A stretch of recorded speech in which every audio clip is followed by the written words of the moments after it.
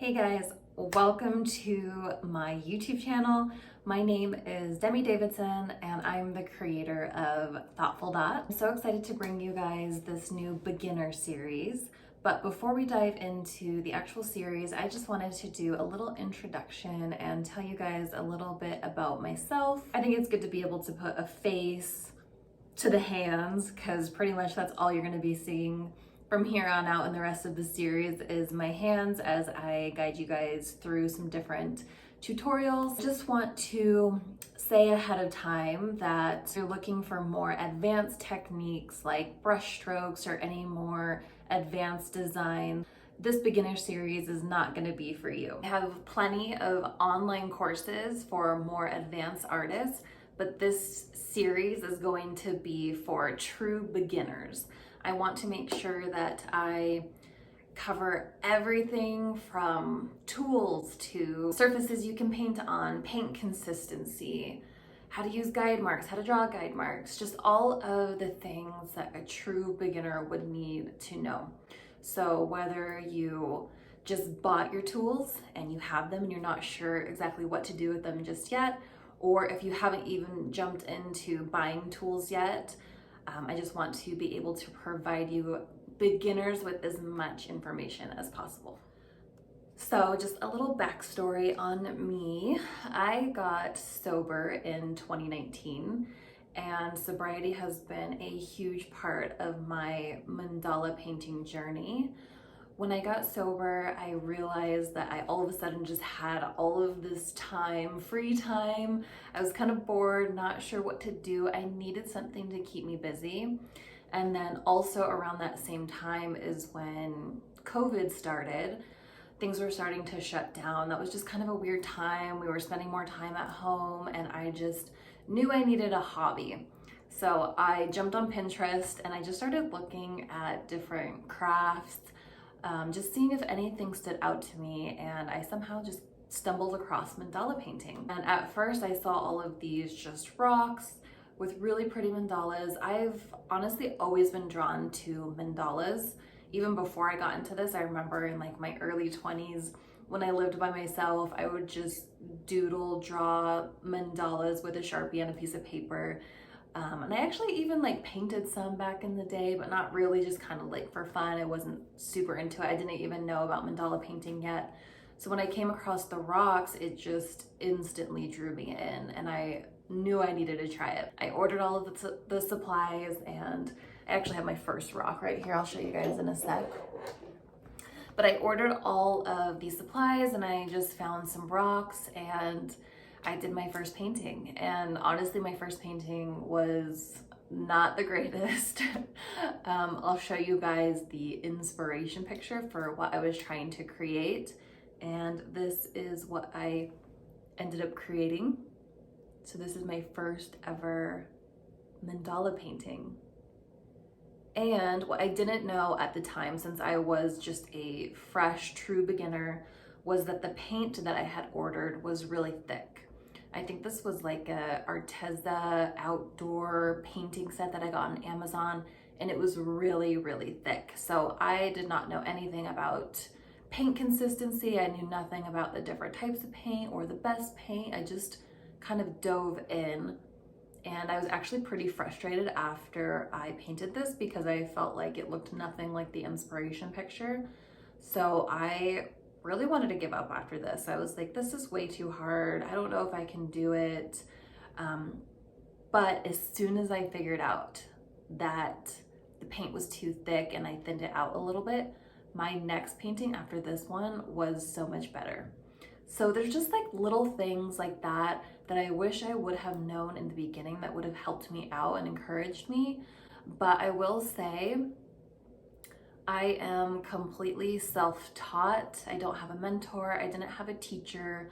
I just kind of figured things out on my own along the way, which I'm super grateful for because I feel like I learned a lot. But also, I kind of wish I would have had a teacher and guidance, and I'm so grateful now that I am able to be a teacher and have students and to help kind of guide them through the beginning stages and just let them know all of the tips and tricks that I've learned along the way. So I posted my first mandala painting in July of 2020. I will post a picture for you guys so you can see my first Instagram posts. They were all just rocks, and I just had a bunch of like little rocks like this that I painted, and I must have painted hundreds of rocks in the beginning, just testing out all different shapes, patterns, just trying to get my technique down. And yeah, I just painted a ton of little rocks, which you can see I posted on my Instagram. So that was a little bit over 3 years ago when I started painting. And when I first started painting, I was just kind of doing it as a hobby. I had a full-time job as a real estate brokerage manager. So I worked a 9-to-5 job.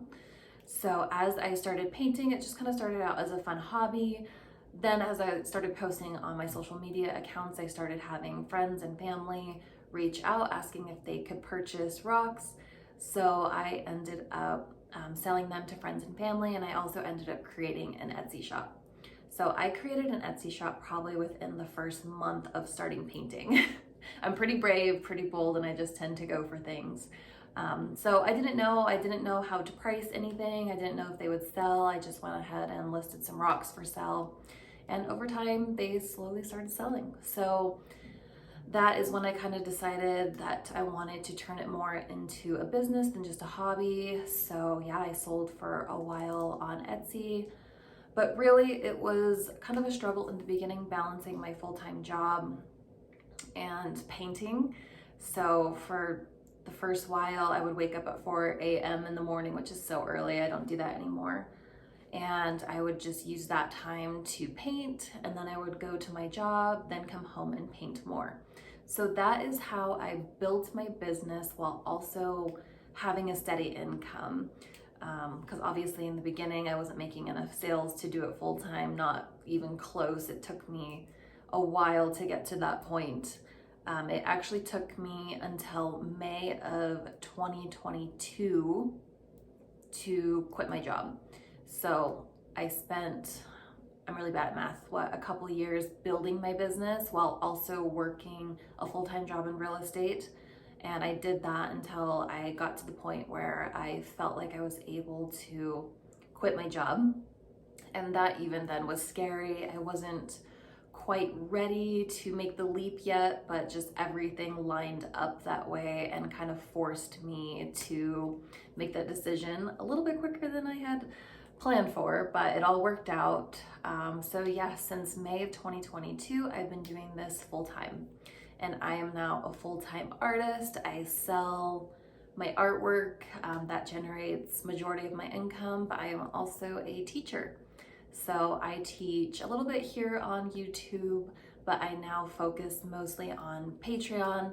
So if you guys get through the beginner series and want to take your skill to the next level, I teach every week on Patreon. I do live classes, so you guys can watch live and paint along with me and ask me questions and learn all my tips and tricks.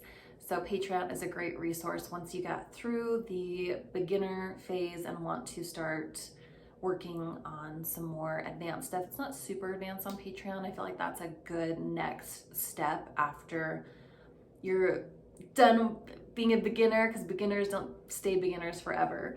And then I also have like large mandala master classes and all the more advanced stuff. But for this series, I want to focus on beginners and just teaching everything that I wish that I would have known in the beginning of my mandala painting journey.